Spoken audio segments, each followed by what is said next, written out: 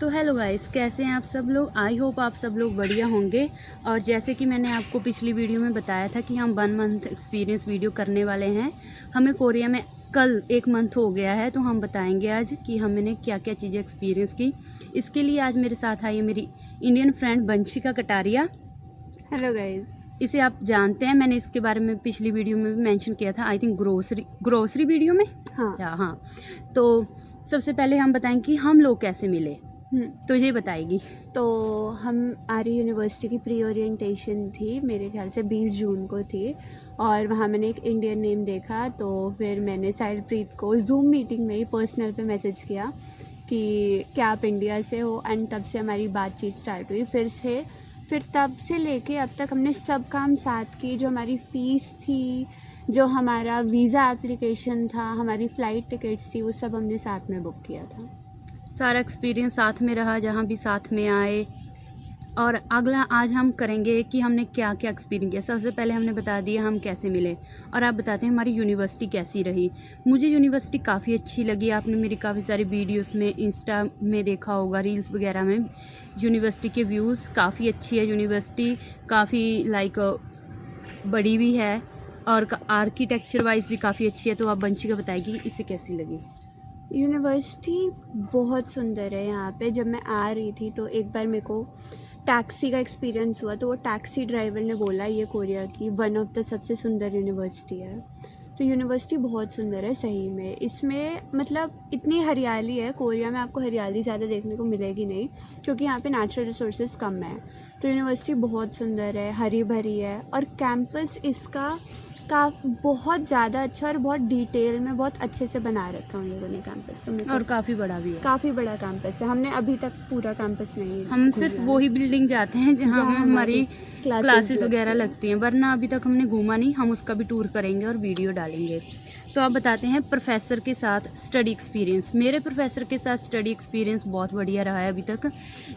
मेरे कम से कम 5 क्लासेस हैं मेरी, उसमें से 3 प्रोफेसर इंडिया रह चुके हैं, और जो इंडिया नहीं रहे उन्हें इंडिया के बारे में पता है काफ़ी ज़्यादा। तो इसलिए मेरे लिए बहुत अच्छा है कि मेरे प्रोफेसर जो इंडिया रह के आए हैं वो इंडिया के कल्चर के बारे में जानते हैं थोड़ा बहुत। तो मेरे लिए ये काफ़ी इजी है। बाकी स्टडी वैसी ही है, थोड़ी हार्ड है इंडिया से। जैसे कि आप जानते हैं इनका ग्रेड सिस्टम इंडिया से अलग है, तो इस वाइज थोड़ी सी हार्ड है, पर हो जाएगी अगर कोशिश की जाए। तो आप ये बताइए। तो मेरी मास्टर्स की क्लासेस है, इसका अंडर ग्रेजुएट है। हम दोनों की पढ़ाई में बहुत डिफरेंस है। मेरा बिज़नेस डिपार्टमेंट है, तो वो बिज़नेस डिपार्टमेंट वाली जो बिल्डिंग है वो कैंपस से थोड़ी बाहर है। मेरी 3 क्लासेस हैं बिज़नेस में, और मेरी पढ़ाई कोरियन में है। तो मेरी ऑब्वियसली काफ़ी टफ़ है अभी तक मेरे लिए पढ़ाई, क्योंकि वो सब कोरियन में। उसमें एडमिशन के लिए भी आपको एक टॉपिक लेवल चाहिए, बट जैसे कि साहिलप्रीत ने कहा, धीरे धीरे करके सब हो ही जाएगा, हम कर लेंगे। ऐसी कोई बहुत ज़्यादा टेंशन की बात नहीं है। एज़ लॉन्ग एज़ आपको लगता है कि आपको वो चीज़ में ही पढ़ाई करनी है, तभी आई सजेस्ट कि आप इतना बड़ा एडमिशन का जो प्रोसेस होता है उसके लिए जाएं।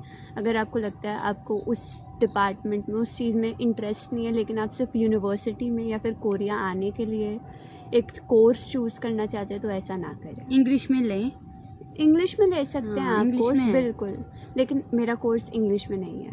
पर मेरा है, मैंने इंग्लिश में लिया था क्योंकि मुझे इंग्लिश में ही करना था, और मेरे पास आइल्स भी थी, तो इसीलिए मेरा प्रोग्राम है मीडिया एंड कम्युनिकेशन। सबसे बड़ी अच्छी बात है कि इनको इंटरेस्ट है मीडिया एंड कम्युनिकेशन में।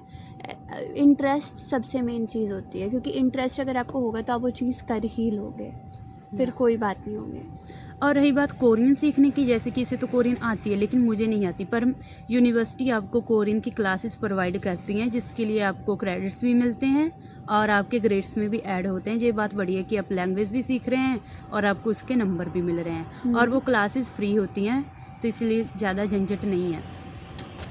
तो गाइस, अब हम डिस्कस करते हैं जो हमारे यहाँ आते ही खर्चे हुए, जो कि ज़रूरी हैं, ठीक है।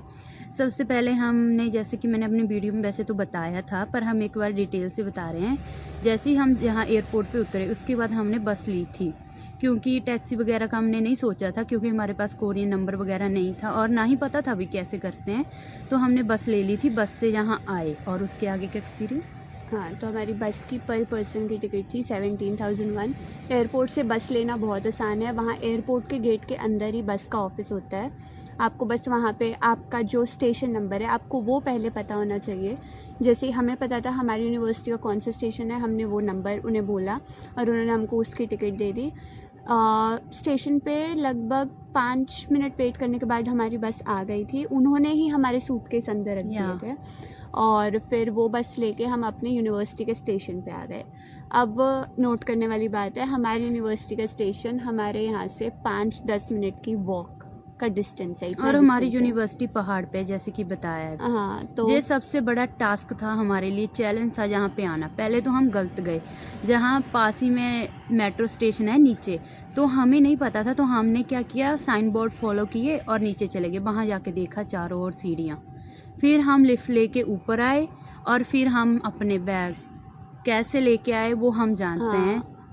तो क्योंकि कोरिया एक तरह से पहाड़ पे है, तो कोरिया में चढ़ाई बहुत है, तो हमें अपने बहुत 40 किलो के बैग घसीट के लाना पड़ा था, तो बहुत मुश्किल था। But university shuttle bus service provide करती है, तो फिर हमें बस शटल बस तक जाना था एंड फिर शटल बस से हम अपनी डॉर्मेटरी तक आ गए थे। और चैलेंज अभी यहीं ख़त्म नहीं हुआ था। जब बस ने हमें उतारा तो वो पहाड़ पे था, और जैसे ही हमने अपने बैग बाहर रखे बस से, वो नीचे आ रहे थे सडनली। पर ज़्यादा नीचे नहीं जा पाए क्योंकि एक कोरियन लड़की भागती हुई आई हमारी हेल्प के लिए, तो उसने हमारी बहुत हेल्प की। सबसे पहले तो वो हमें डॉर्मेटरी लेके गई, हमने बताया, उसे इंग्लिश आती थी काफ़ी अच्छी, जो कि यहाँ सब कोरियन को नहीं आती है, पर इतनी आती है कुछ लोगों को जो इंग्लिश स्कूल वगैरह गए हैं कि वो हमसे इजीली बात वगैरह कर पाएँ, समझ सकें। तो उसने हमारी हेल्प की, वो हमें डॉर्मेटरी लेके गई, हमारा चेक इन करवाया, हमें बताया, और इवन कि हमें वो कमरों में भी छोड़ के आई, कैसे आपने अपना जैसे कि की है इसे यूज़ करना है। तो पहला एक्सपीरियंस कोरियन के साथ हमारा बहुत अच्छा रहा, जो कि पहली लड़की पहले ही दिन मिली थी, बहुत बढ़िया था। उसके बाद हमारे कुछ बेसिक खर्चे हुए, जो कि है इंश्योरेंस, हेल्थ इंश्योरेंस, ये सबसे मेन है, आपको लेना ही पड़ेगा। और ये प्राइवेट इंश्योरेंस है। फिर आपको एक गवर्नमेंट इंश्योरेंस मिलता है, जो कि आपका ARC आने के बाद मिलेगा, तो उसकी वीडियो आई एम श्योर साइडप्रीत बाद में डिटेल में डाल देगी। तो प्राइवेट इंश्योरेंस हमारी यूनिवर्सिटी देती है, तो हमने वो इंश्योरेंस लिया। और उसके बाद RC अप्लाई, हाँ, ARC अप्लाई, जो कि सबसे ज़रूरी है। वो भी आप हमारी यूनिवर्सिटी ने ग्रुप एप्लीकेशन निकाली थी, तो हमारा उसके थ्रू हो गया था। मोस्ट ऑफ द चीज़ें जो हैं हमारी यूनिवर्सिटी ने हमको गाइड की थी करने के लिए। बट आपको अगर कोई जैसे अभी कोरिया आने वाला है नए सेमेस्टर में, तो उसको अपनी यूनिवर्सिटी के साथ पहले ही चेक कर लेना चाहिए कि क्या उसकी यूनिवर्सिटी ये सारी इन्फॉर्मेशन वो प्रोवाइड कर रही है या नहीं कर रही है। बाकी इसके ऊपर मैं एक डिटेल वीडियो बनाऊंगी कि कोरिया आके आपको क्या क्या खर्चे होंगे और क्या क्या करना चाहिए, ठीक है। और वो जल्दी मेरे चैनल पे आ जाएगी, आई होप नेक्स्ट वीक तक आ जाए, क्योंकि कोरिया एक्सपेंसिव है, या कोरिया बहुत एक्सपेंसिव है। और अब बात आती है हमारी डॉर्मेटरी की। डॉर्मेटरी में सारी फैसिलिटीज़ हैं, आपको जिम, लॉन्ड्री, किचन की भी है, और किचन भी हैं हर फ्लोर पर, CU भी है, और कैफेटेरियाज भी हैं। और CU में तो आपने कोरिया के CUs देखे ही होंगे, वहाँ पे आपको सब कुछ मिल जाता है, माइक्रोवेव वगैरह सब कुछ। तो स्टेशनरी शॉप भी है, ऑफिस डेपो है प्रॉपर, जहाँ पे आपको मतलब अगर आप डॉर्मेटरी में ही रह रहे हो और आप बाहर जाने का सोच ही नहीं रहे हो, तो आपको ऑफिस डेपो में सब कुछ मिल जाएगा, सब कुछ यहाँ पे। और अब बात करते हैं, जैसे कि वंशिका मास्टर के लिए आई है, तो इसे सिर्फ सिंगल रूम मिला है और मुझे ट्रिपल रूम मिला है, क्योंकि जब हम फॉर्म फिल करते हैं तो हम उसमें 4 ऑप्शन होती हैं, उसमें आपने डिफरेंट फिल करना है कि अपने 4 लोगों के साथ रहना है, 3 के साथ, 2 में, 1 में, तो उसमें डिफरेंट डालना है। तो मैंने ऐसे डाला था और मुझे ट्रिपल रूम असाइन हुआ था। तो अब मेरी जो रूममेट हैं, एक है कजाकिस्तान से और एक है कोरिया से, दोनों ही बहुत अच्छी हैं। वैसे तो कोरिया वाली बहुत हेल्पफुल है, जैसे कि मैंने बताया रेजिडेंस कार्ड बनाना पड़ता है, तो उसके लिए उसने मेरे जो थी फीस वो पे की थी, मैंने उसे कैश में दिया था। और हाँ, जहाँ पे कैश लेके आए, बहुत ज़रूरी है कोरिया में, कैश बहुत ज़रूरी है। यहाँ पे आपने देखा होगा T-Money कार्ड्स रिचार्ज कराने के लिए आपको कैश चाहिए, कुछ भी रिचार्ज कराने के लिए आपको कैश चाहिए। यहाँ पे कोरिया में कैश बहुत ज़रूरी है। और आप बताती हूँ, मेरी रूममेट है कजाकिस्तान वाली, वो थोड़ी सी अजीब टाइप की है वो ऐसी है जिसे ना जब ज़रूरत होती तब तो आपके साथ अच्छी है, वरना वो चुप है थोड़ी सी। क्योंकि ये मेरे को जहाँ तक लगता है, ये सारा एक तरह से लैंग्वेज बैरियर और कल्चरल डिफरेंसेस हैं। उनके कल्चर में इतना क्लोज रहना लोगों से है नहीं, हमारे कल्चर में हम बहुत क्लोज रहते हैं लोगों से। तो मेरे ख्याल से कल्चर डिफरेंसेस और लैंग्वेज बैरियर भी और बाकी हम जहाँ पे बाकी फॉरेनर्स की बात करते हैं, जैसे कि जो बाकी कंट्रीज से आते हैं, सबसे ज़्यादा अच्छे लगे चाइना वाले। बहुत हेल्पफुल, बहुत फ्रेंडली हैं भाई चाइना वाले। उन्हें ना तो इंग्लिश आती है ना कोरियन आती है, लेकिन ट्रांसलेटर के थ्रू आपसे बात करने की पूरी कोशिश करेंगे। अगर एक बार आपकी उनसे अच्छी जम गई तो वो आपको लाइक जैसे कि हम रोज़ बात करते हैं। मैं अपना एक्सपीरियंस बताती हूँ। मेरी क्लास में एक कोरियन लड़की थी, हमें टीचर ने बोला कि दोनों मिलके काम करो, ग्रुप का काम था।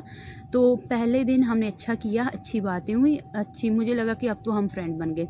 लेकिन नेक्स्ट डे जब मैंने उसे हेलो बोला, उसने इग्नोर कर दिया, कोई रिप्लाई नहीं किया। मैंने कहा ये क्या, पर उल्ट चाइना वाली ने, उसके साथ भी मुझे ऐसे टीचर ने बोला था कि अपना लैंग्वेज का था जो ग्रुप काम करो, तो उसने नेक्स्ट डे मुझे खुद बुलाया और खुद अब भी हमारी बहुत अच्छी फ्रेंड बन गई है, बहुत बात होती है। लेकिन जो कोरियन है वो सिर्फ आपको तब तक अच्छे हैं आपके साथ जब तक आपका कोई ग्रुप प्रोजेक्ट वगैरह है, वरना उसके बाद तो कोई हेलो हाय नहीं करता है। ये भी मेरे को एक तरह से लैंग्वेज बैरियर और कल्चर डिफरेंस भी लगता है। बहुत नॉर्मल सी बात है, जैसे अगर हम इंडिया में होते हैं तो हमको भी थोड़ा हिंदी बोलने में ज़्यादा कंफर्टेबल लगेगा, राइट। तो यहाँ पे भी वही है, लोग आपके साथ कोशिश कर सकते हैं, लेकिन इंडिया की तरह यहाँ पे नहीं है। ये अपनी भाषा को बहुत बहुत ज़्यादा प्रेफरेंस देते हैं, तो ये उस कंफर्ट जोन में हैं। तो इसीलिए मेरे को लगता है कि वो जब तक आप उनसे कोरियन में बात नहीं कर रहे हो, वो इतने कंफर्टेबल नहीं रहते बात करने में। बाकी जहाँ के लोग खुद में ही बिजी रहते हैं, बहुत बिजी लाइफ है, बहुत फास्ट पेस लाइफ है, यहाँ पे लोगों के पास टाइम नहीं है। जब तक आप इनसे हेल्प नहीं मांगते तब तक नहीं करते। जैसे इंडिया में है, कोई जा रहा है, किसी से सामान नहीं उठाया जा रहा, तो हमारे आ जाते हैं भाग के हेल्प करने के लिए। जहाँ हमने रास्ता पूछ लिया, बहुत बार तो ऐसा होता है कि हमारी हेल्प करते हैं, छोड़ के आते हैं, पूरा गाइड करते हैं। लेकिन जहाँ पे ऐसा नहीं है, जो कि हमने पहले दिन ही एक्सपीरियंस कर लिया था। तो आप बात करते हैं हम जहाँ पे किस चीज़ की करने वाले हैं तो आप बात करते हैं हम जहाँ के फूड की। मोस्ट ऑफ द आप जानते हैं यहाँ का फूड स्पाइसी नहीं है इतना जितना हमने ट्राई किया है, स्नैक्स वगैरह बताया जाता है बहुत स्पाइसी। हाँ, बताया जाता है, इंडियन लोगों के लिए स्पाइसी इतना नहीं है। हर एक चीज़ में मीठा होता है। जैसे कि मैंने काफ़ी स्नैक्स यहाँ खाए, वो मीठे निकले। पर रिसेंटली जैसे कि आपने मेरा शॉर्ट देखा है, हमें कप नूडल मिले जो कि बिल्कुल ही वेज थे और वो काफ़ी स्पाइसी थे, वो काफ़ी बढ़िया निकले। और बाकी हमने एक रेस्टोरेंट में गए थे कोरियन फूड ट्राई करने के लिए, वो मेरे आप बर्थडे ब्लॉग में देख सकते हैं, उसका मैं नीचे लिंक दे दूँगी कि कैसा रहा वो एक्सपीरियंस। बहुत बुरा था लेकिन नहीं, उससे अच्छा जो हमने इंडियन फूड खाया कोरिया में, आपको बहुत इंडियन रेस्टोरेंट्स मिल जाएंगे। हमारी यूनिवर्सिटी से निकल कर ही 4 इंडियन रेस्टोरेंट्स हैं। तो इंडियन फूड कोरिया में ठीक है, इंडिया के लेवल का नहीं है, लेकिन साहिलप्रीत आपको अच्छे अच्छे रेस्टोरेंट्स की रिकमेंडेशंस भी दे देगी अपने ब्लॉग में। वो आप मेरे इंडिया वाले ब्लॉग में भी देख सकते हैं, उसमें बर्थडे ब्लॉग पे और ग्रोसरी ब्लॉग में है मेरा, और बाकी ब्लॉग आते रहेंगे तो उसमें बताती रहूँगी। बाकी बात रही कोरिया का फूड सही है इन लोगों के हिसाब से। वीगन भी बहुत लोग कहते हैं कि अगर आप वीगन हैं तो यहाँ पे ना आए, ऑप्शन कम है। हाँ, ऑप्शन कम है लेकिन आप सरवाइव कर सकते हैं। चीज़ें थोड़ी महंगी हैं यहाँ पे, जैसे कि स्नैक्स बहुत, फ्रूट्स भी, हाँ फ्रूट्स महंगे हैं, वेजिटेबल्स भी महंगी हैं। हाँ, क्योंकि ये तो एक कॉमन बात है, क्योंकि जहाँ पे खेती इतनी नहीं होती, नेचुरल रिसोर्सेज कम है यहाँ पे। हाँ, तो इसलिए नहीं। और आटा जो मुझे, हम ग्रोसरी की अभी तक की, हमें अभी तक आटा नहीं मिला, मैदे जैसा मिल रहा है। पर हाँ, अगर आप कम चल सकता है, वैसे यहाँ आटा मिल सकता है, हम ढूंढेंगे, अगर हमें मिला तो आपको बताएंगे। असल में सब चीज़ आपकी डाइट पे डिपेंड करती है, वो डाइट कैसी है आपकी, उस पे डिपेंड होगा। बाकी खाने का कुछ ऐसा नहीं है, मतलब स्नैक्स यहाँ के लोग बहुत खाते हैं, रेडी टू ईट फूड बहुत खाते हैं, इसीलिए शायद इतने हेल्दी भी नहीं है लेकिन हमारे इंडिया में एक तरह से स्टेपल फूड है, एक स्टेपल डाइट है, तो मेन वो चीज़ है सारी। बाकी खाने में मतलब ऐसा नहीं है कि आपको बिल्कुल ही, वीगन्स के लिए थोड़ा सा मुश्किल है, लेकिन वेजिटेरियन हो जब तक आप, क्योंकि वीगन्स को जो डेयरी रिस्ट्रिक्शंस भी होती है, लेकिन वेजिटेरियंस के लिए इतना ज़्यादा मुश्किल नहीं है, मिल जाता है, आप सरवाइव कर सकते हैं। जैसे कि हम दोनों, मुझे तो एग भी नहीं खाती, मैं एग खाती हूँ, तो इसलिए हम भी तो जी रहे हैं। हाँ, 1 महीना हो गया हमें और मोस्ट ऑफ द टाइम हम थोड़ा बाहर का ही, एक टाइम तो हम बाहर का ही ऐसे खाना पड़ता है, नूडल्स वगैरह या कप नूडल, क्योंकि आप पढ़ाई करते रहते हो तो आपके पास टाइम नहीं होता कि आप तीनों टाइम का खाना बनाओ। हाँ, और आगे बात करते हैं के ब्यूटी स्किन केयर, जो कि यहाँ सबसे पॉपुलर है कि सब पूछते हैं कि कोरिया के लोग सच में सुंदर हैं। तो बताते हैं, पहले ये बताएगी। सुंदर हैं, फीचर्स बहुत अच्छे हैं, पता नहीं यही लोग क्यों अपने आप को इतना अंडरमाइन करते रहते हैं। लेकिन यहाँ पे मेकअप बहुत ज़्यादा है, क्योंकि अगर आप मेकअप नहीं करके जा रहे हो कहीं तो कुछ जगहों पर उसको डिसरिस्पेक्टफुल भी माना जाता है। तो मेकअप करना यहाँ पे होता है ज़रूरी। तो अगर आप मेकअप कर रहे हो तो ऑब्वियसली स्किन कंसर्न्स यहाँ पे लोगों को बहुत रहते हैं, क्योंकि पानी बहुत हार्ड है, तो इसीलिए यहाँ पे स्किन केयर बहुत ज़्यादा है। ज़्यादातर हम जो स्किन देखते हैं वो सेलिब्रिटीज़ की होती है, तो हमें सेलिब्रिटीज़ के हिसाब से नहीं, हमें नॉर्मल लोगों के हिसाब से चलना है। तो वो भी उन्हीं स्किन कंसर्न से लड़ रहे हैं जिनसे हम लड़ते हैं। तो हाँ, और सबसे पहले आप जहाँ आने के बाद अपना हेयर फॉल ये फेस बहुत करेंगे, आपकी स्किन काफ़ी रफ हो जाएगी। और रही बात मेकअप की, मैंने एक्सपीरियंस किया, कुछ लोग तो इतना ओवर कर रखा होता है ना कि पूछो ही मत। सबसे ज़्यादा जहाँ गंदा मेकअप करते हैं जो चाइना से आते हैं, उनका मेकअप इतना डरावना होता है ना, मतलब सबका नहीं होता। तो अब हम बात करेंगे रेसिज्म की, जो कि लोग बहुत बहुत कोरिया के बारे में या। रहता है कि यहाँ पे रेसिज्म है। हमको तो 1 महीना हो गया, हालांकि हम इतना बाहर निकले नहीं है, तो हमने तो ऐसा कोई इंसिडेंट कुछ फेस नहीं किया। यहाँ और पे एक्चुअल में सोल फॉरेन फ्रेंडली हो चुका या। है, बहुत ज़्यादा फॉरेन फ्रेंडली हो चुका है। हमने आजूमास जो कि बहुत ज़्यादा एज के लोग हैं उनसे भी बात की है, बहुत कम एज के लोग हैं उनसे भी बात की है, काफ़ी सब ने हमारी हेल्प ही की है। या। कुछ रेसिज्म जैसा इंस्टेंस तो हुआ नहीं है, बट ऐसा नहीं है कि नहीं है, होते हैं ना। अभी तक हमने अपने किसी फॉरेन फ्रेंड के थ्रू सुना कि उन्होंने कुछ ऐसा फेस किया है, और ना हमने किया है अभी हाँ। तक। लेकिन अभी हमें 1 ही महीना हुआ है, भगवान ना करे कि हम कभी हो। करें। बट ये क्या होता है कि आप जब तक उस चीज़ को इग्नोर करके चल रहे हो तो ठीक है, और अगर होगा तो बताएंगे आपको, आपके साथ शेयर करेंगे अगर हुआ। और हाँ, ना ही हो। और आज की वीडियो में बस इतना ही था, और अगर आपको कोई और इन्फॉर्मेशन चाहिए तो आप नीचे कमेंट कीजिए। और हाँ, आप लोग सिर्फ मेरी वीडियो देखते रहते हैं, ना ही चैनल को सब्सक्राइब करते हैं, ना ही लाइक करते हैं। सो प्लीज़ अगर आप ऐसा करेंगे तो हमें भी मोटिवेशन मिलेगा, और नई वीडियो बनाएंगे और नया कंटेंट बनाएंगे। So please subscribe my channel, like my video, and bye bye. मिलते हैं आपको नेक्स्ट वीडियो में। और जल्दी वंशिका भी नया चैनल खोलेगी तो इसका लिंक मैं ज़रूर आपके साथ शेयर करूँगी। Bye bye.